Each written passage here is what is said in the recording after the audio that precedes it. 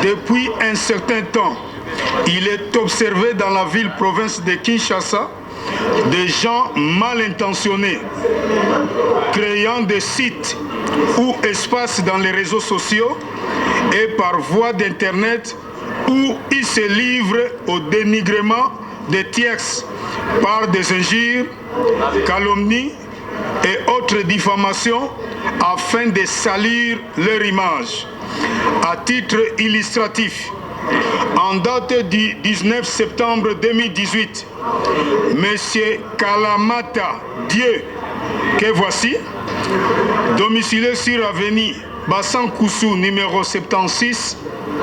quartier Moussei, dans la commune d'Engalema, s'est permis de diffuser dans son site des propos désobligeants au préjudice de l'artiste musicien Fally Ipupa.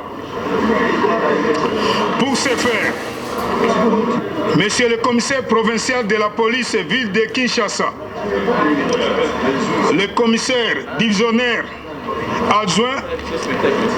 Kassongo Kitenge Silvano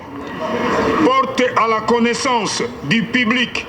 que toute personne qui se livrera à de telles pratiques subira la rigueur de la loi.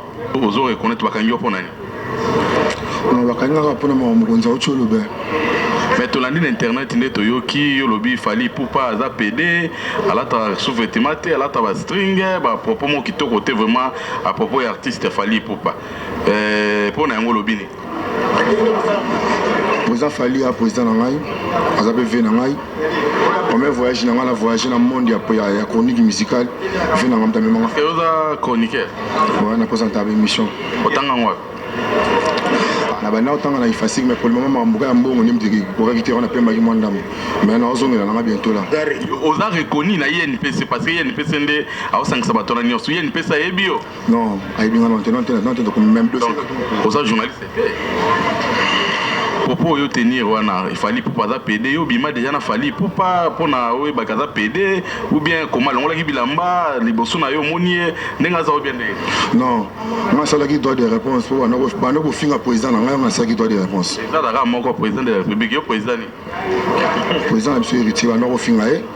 pas en tout cas dans les réseaux sociaux il paraît que c'est ba attaché de presse il y a président Fally bana ko finga que héritier président ba tongo za Fally ado finga za sida ba tokolo benji public le blomo bongo ke bobeti concert bosani mpia ka boko meladi amba kuna na Côte d'Ivoire bongo point nite ko répondre bato ba finga président na yo ke finga ye moko président ngazaki na ngakuna kinité ngazaki na voyage ndaki invitation ya vena biso na Brazzaville marambo ko l'énergie Congo ya ule toka ngazaki na Brazzaville wana yo za kondi wana oza chroniqueur lero ye OK information bien te kamba moko zui so pour filmer na téléphone to na caméra te la vidéo ça qui en selfie to et on a tout nio ba propos yo lobi yo teni yo lo bana vidéo to landa siko et ça solo to lokuta oh on a yango to landa solo to lokuta wana da yo te za photoshop to video shop izanga ba propos lobi wana to zo landa na yo siko et ça solo to lokuta monsieur za solo monsieur za lokuta on a preuve oui Fally abima na yo na kipede ah ti abima na ngaponi vous en preuve éviter malobo lobi abina za na preuve par rapport à nous on a preuve ma solo ba kena so oui et ça ya solo to lokuta ti monsieur PD wana ngama mavini na ebiti et on a tout nio te za lokuta mala sala qui défense à propos de mano finga mtu nanga comprendre papa zana yo quand même mukolo ko type université mais pona nini ko luga ko sali vie ya mutu un artiste boy tiko tenir ba propos ils appellent qui to côté eh lo ni na mwezo kio ah isali ya mapasi makasi touti tantôt tu voyage à Côte d'Ivoire to komiki ndé makambo banda ko sala banda ko finga yo to gagner ni ko cha image sur internet ba pesa ko mbongo ba YouTube to ça mbongo te yo to gagner ni non gagner le ah non avantage zalaka place to salaka place to salaka ndé to salaka ba interview to na ba artiste ndé ba futa biso ndenge police akangi yo police akangi yo Pour Salimabé, pour Salimabé. Ah, police c'est quand ngai. Mam supo na Salimabé yango bakanyinga. Awa lelo même si image a fallu, on réparer yango to lobani. Na capable à 100%. Et ça là tout de façon il y a le na télé. Na biboy. Fali pour passer venir ngai. Si bakanyinga mam supo na mbeba na salaki, ada venir ngai. To solo là. Mais c'est une table d'excuse pour nous c'est le internet c'est une table d'excuse on peut internet c'est le cas pour moi monsieur oyo le kanaka biso total on a kini mais moi monsieur na libana mboka ba mon ngoti lobe gole super site pe molia aibe ngoti oui vous a fallu alimisanga na oyo le kaki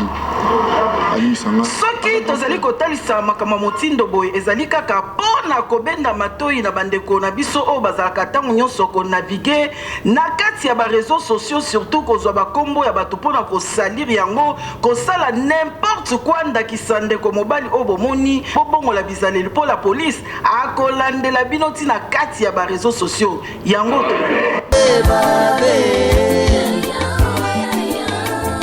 sala minene aya sala ya kokamwa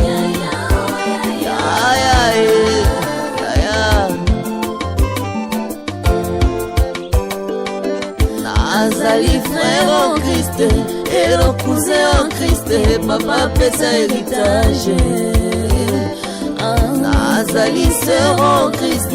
et le cousin en Christ papa pesa héritage papa yo pesaki vision pesa biso provision tolingi tomona nde na miso esika maele ya bato esukaki yayo ya ebandi salela biso ya minene esika maele ya bato esukaki yayo ya ebandi salela biso ya kokamwa yeah.